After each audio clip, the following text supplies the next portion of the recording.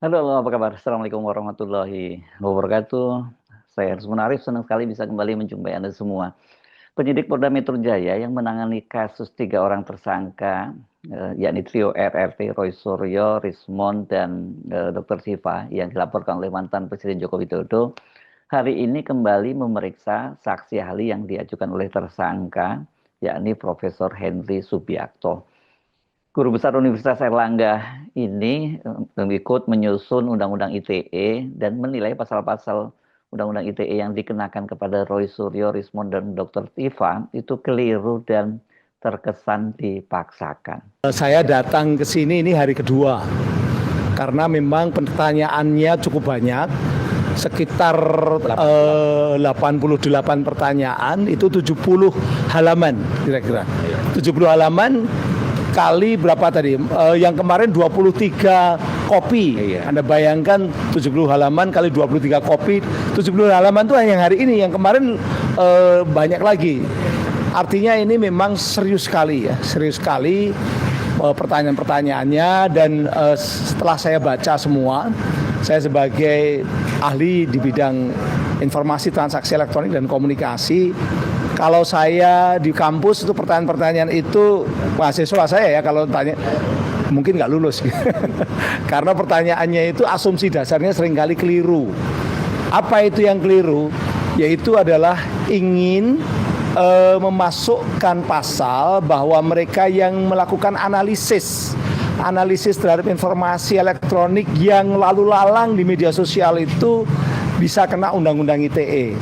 Saya sebagai orang yang ngerti tentang ITE karena memang terkait dengan ITE sudah lama, saya jelaskan bahwa ITE itu sangat spesifik, tidak mengatur tentang bagaimana orang menganalisis, meneliti tentang informasi elektronik yang lalu lalang di media sosial. Jadi tidak ada orang meneliti katakanlah teks, foto, gambar yang ada di media sosial itu lalu bisa dipidana, tidak ada. Hanya gara-gara meneliti atau menganalisis. Tapi kalau ngikuti cara berpikirnya yang BAP yang saya isi, arahnya menuju ke sana. Makanya saya memang sengaja datang dari Surabaya. Itu untuk mengklirkan jangan sampai undang-undang ini mengkriminalisasi atau memidana orang-orang yang menganalisis, melakukan penelitian atau memberikan opini tentang konten-konten yang ada di media sosial. Karena yang dilindungi Undang-Undang ITE bukan itu. Yang dilindungi Undang-Undang ITE itu informasi elektronik milik seseorang pribadi atau milik publik.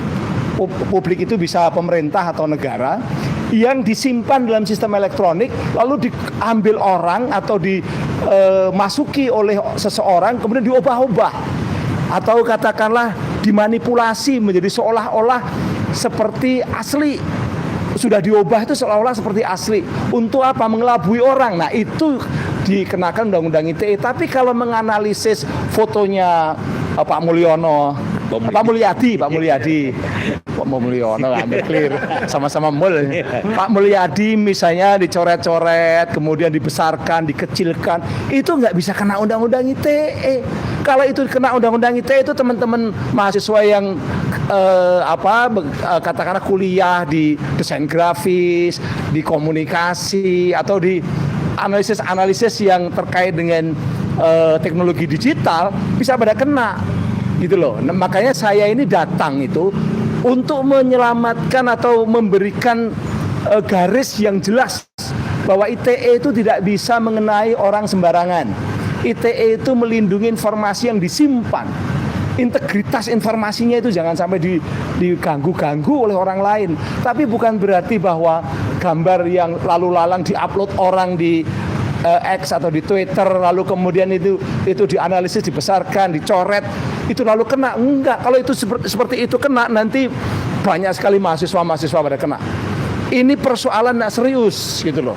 Saya terus terang memisahkan persoalan ijazah dengan persoalan ITE ini.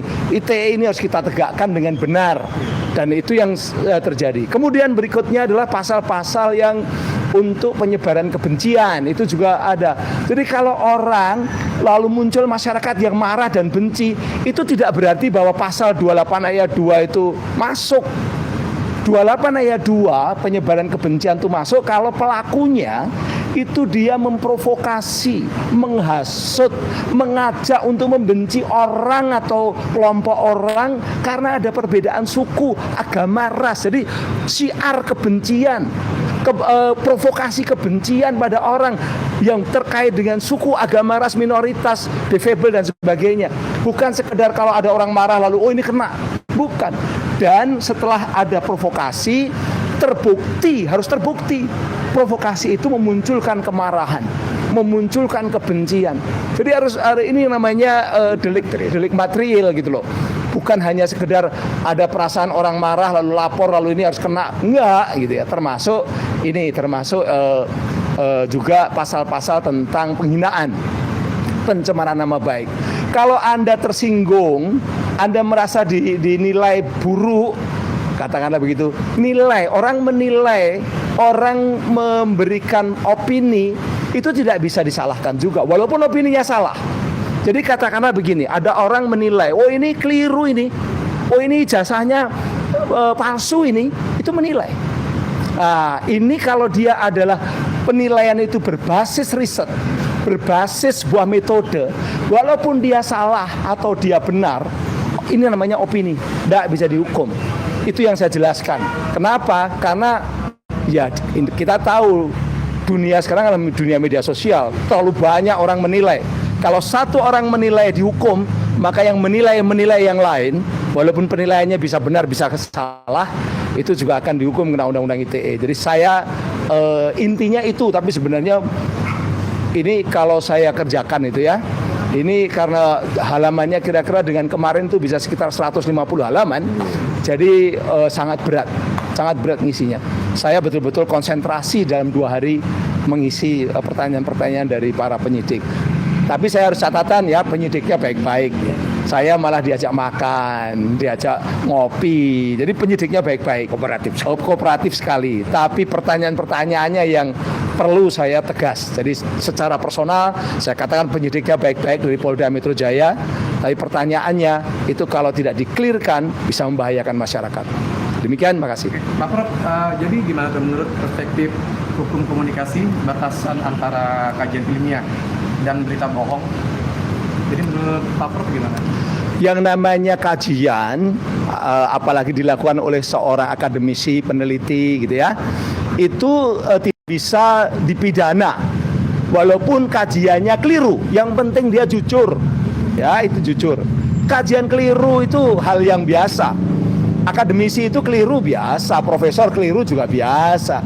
Tapi yang penting dia adalah jujur. Nah ini kejujuran untuk terbuka dan sebagainya.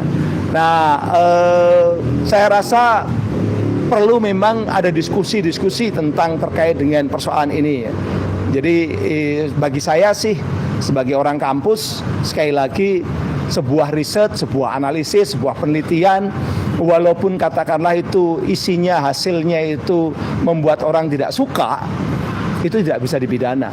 Beda lagi kalau orang menuduh orang lain yang jelas-jelas orang lain itu personal, ya, bukan pejabat tinggi, bukan institusi, tapi personal. Nah, tuduhannya itu adalah perbuatan yang buruk, tapi perbuatan itu tidak dilakukan. Nah, itu baru ada perdebatan. Itu pun kalau dia hanya merasa dituduh, tapi itu adalah hasil dari sebuah penelitian, hasil dari sebuah analisis, itu debatable. Karena sekali lagi, analisis, hasil penelitian itu opini yang tidak bisa dipidana. Opini itu dimanapun, tidak ada pasal yang di negara kita termasuk di ITE yang melarang orang beropini. Oh kalau beropini harus yang baik, yang sesuai dengan kekuasaan misalnya, nggak ada. Opini itu boleh apa saja, bahkan termasuk opini yang salah pun tidak bisa kita pidana. Prof, izin, kalau memang soal ini berarti secara tidak langsung teman-teman dari RRT ini tidak pantasnya untuk dipidanakan karena kan tadi berupa opini, bisa dikatakan seperti itu. Menurut opini saya tidak bisa dipidanakan.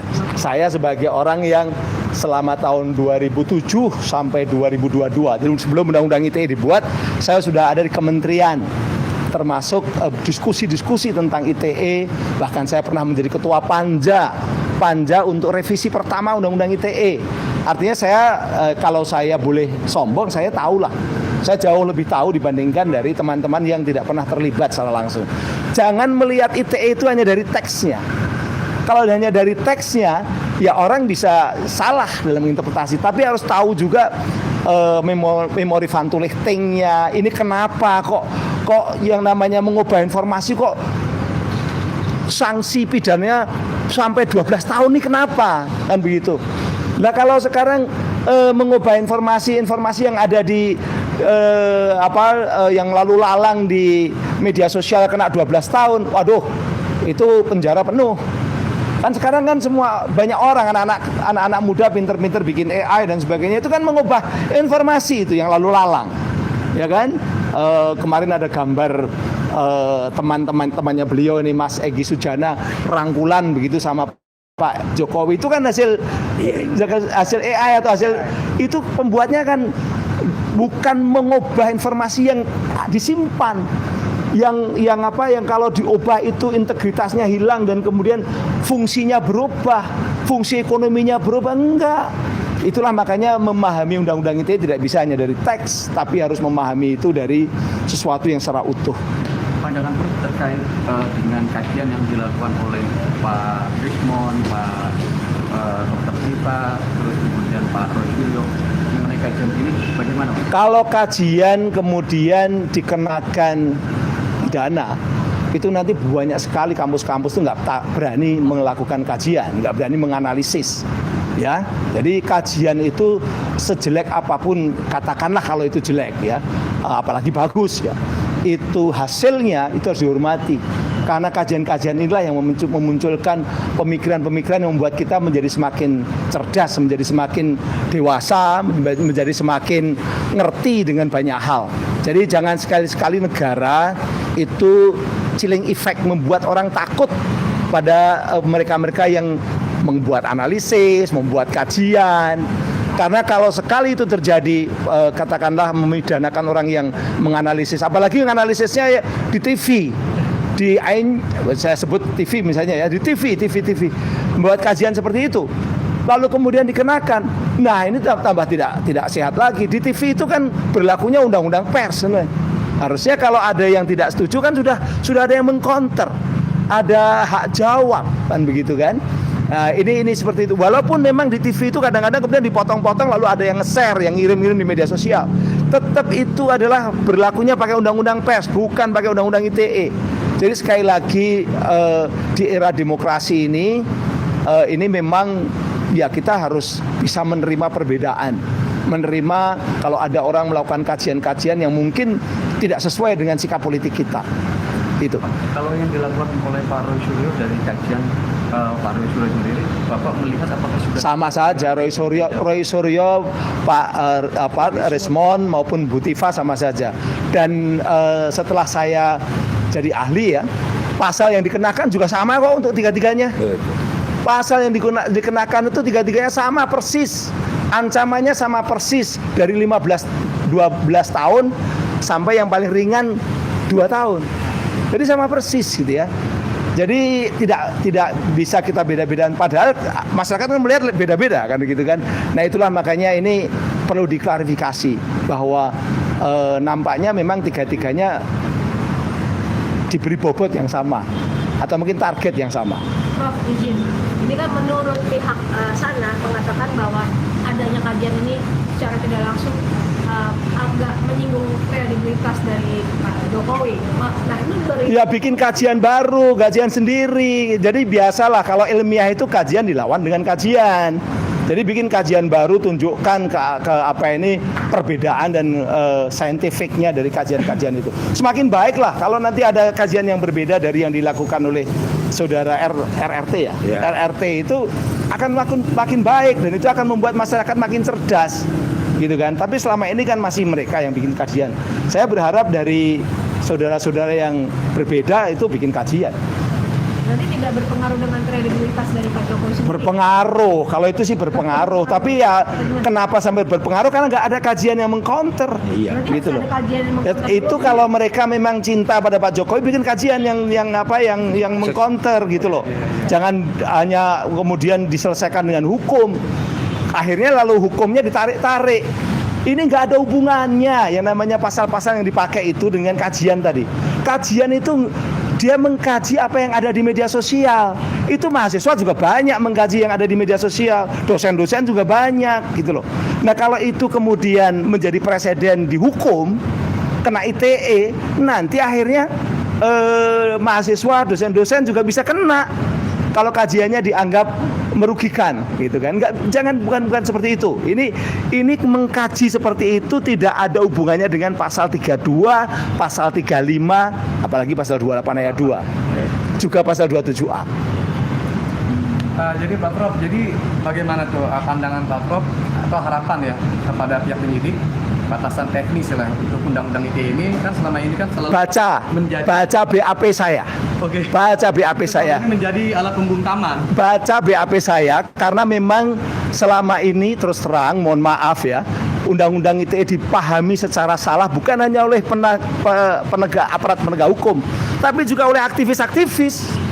Aktivis juga pemahamannya salah. Karena apa? Mereka baca ChatGPT. ChatGPT itu dasarnya dari kasus-kasus yang selama ini banyak sekali kasus-kasus itu salah. Kasus seperti yang Anda pernah lihat itu yang sekarang baru ramai tentang Rudy Kamri misalnya, itu kan juga salah gitu. Itu yang udah di pengadilan loh, ini udah sampai Mahkamah Agung loh. Whistleblowernya. Nah itu kan berulang-ulang, dulu juga ada di Aceh, dulu ada di mana-mana gitu loh. Jadi kesalahan-kesalahan yang berulang itu akhirnya oleh ChatGPT dianggap kebenaran. Mahasiswa belajar undang-undang ITE dari ChatGPT salah. Karena di situ hanya apa yang teks yang muncul di dunia digital yang di quote. Makanya hati-hati. Nah makanya kenapa saya datang, saya dari Surabaya, dari Universitas Erlangga Surabaya datang untuk mengklarifikasi ini, bukan semata-mata bantu RRT, tapi saya semata-mata untuk mengklarifikasi untuk rakyat Indonesia jangan sampai takut dengan undang-undang ITE yang sekarang udah dipindahkan ke KUHP baru loh. Normanya masih ada di KUHP baru, sebagian masih ada juga di ITE. Jadi nggak ada yang hilang, nggak ada yang dihapus di ITE, tapi udah ada di KUHP baru. Nah, norma ini harus dijelaskan. Kenapa kok ada norma-norma melindungi informasi elektronik yang disimpan, yang terintegrasi? Kalau yang lalu lalang itu bukan itu yang dilindungi oleh negara. Menarik tadi ya, Profesor Henry selain menjabarkan apa-apa saja kesalahannya, tapi menurut dia tadi yang dia katakan bahwa kalau para penyidik ini jadi mahasiswanya ini dipastikan nggak lulus mata kuliah. Ya, ini kasus ini memang penuh kejanggalan dan juga tidak berlebihan kalau tadi disebut sangat terkesan dipaksakan. Kenapa? Karena mereka ini para saksi ahli dan saksi yang meringankan itu baru diperiksa oleh penyidik setelah kasusnya itu dilimpahkan ke Kejaksaan Tinggi. Tanggal 12 Januari lalu kan berkas dari trio RRT ini sudah dilimpahkan ke Kejaksaan Tinggi. Sementara para saksi ahli dan saksi yang meringankan baru diperiksa sejak hari kemarin. Profesor Henry itu baru kemarin mulai diperiksa. Nah, yang cukup menarik kan selain dari trio RRT itu sebenarnya ada ini yang masuk dalam klaster 2, itu ada klaster 1 yang terdiri dari 5 orang tadinya ya. Ada Egy Sujana, ada Damai Hari Lubis, Kurnia Triroyani, kemudian Rizal Fadilah dan Rustam Effendi. Nah, mereka ini klaster pertama itu baru itu di pemeriksaan perdananya baru kemarin gitu ya. Jadi ini padahal kasusnya sama-sama bareng masuknya, tapi yang satu sudah dilimpahkan ke kejaksaan, tapi yang satu baru diperiksa. Dan ini kemudian kan tentu kita tahu rupanya memang terjadi nego-nego tadi atau ya lobby-lobby di belakang layar yang kemudian ujungnya yakni pemberian restoratif justice kepada 2 orang dari tersangka pada klaster pertama yakni Egy Sujana dan Damai Hari Lubis. Kan mereka itu kemudian sudah di SP3 ya, terus sudah dihentikan kasus penyidikannya itu pada tanggal 15 hari Kamis yang lalu. Jadi dari sekuennya kita tahu klaster pertama ini memang sengaja ditahan, tidak diperiksa dulu karena ada proses-proses di belakang layar. Sementara yang trio RRT ini karena seperti dikatakan Jokowi, dia tidak akan memaafkan tiga orang ini karena kesalahannya terlampau berat gitu, sudah menghinakan dia begitu ya, menghinakan sehina-hinanya, ya kasusnya jalan terus. Dengan situasi semacam ini nggak berlebihan juga kalau kemudian banyak orang atau banyak pengamat menilai bahwa Jokowi memang sangat dominan mengendalikan aparat penegak hukum, terutama aparat dari kepolisian. Karena dalam kasus restoratif justice-nya Egy dan Hari Lubis saja kan banyak yang terkejut ketika akhir waktu itu Egy Sujana mengakui bahwa ketika dia sowan ke rumahnya Pak Jokowi pada tanggal 8 Januari itu, selain disertai oleh pengacaranya dan 2 orang dari pengurus relawan Jokowi, juga ada 2 orang penyidik dari Polda Metro Jaya. Belakangan Egy membantahnya, tapi katanya mereka tidak ikut. Setelah baru kemudian mereka dipanggil oleh Jokowi. Tapi apapun, mereka hadir di Solo itu juga menimbulkan pertanyaan dari publik, dan ini agak sulit untuk dibantah bahwa ya tangan-tangan kekuasaan Jokowi ternyata masih menjangkau aparat penegak hukum. Saya Ersmun Arif, sampai jumpa lagi. Assalamualaikum warahmatullahi wabarakatuh.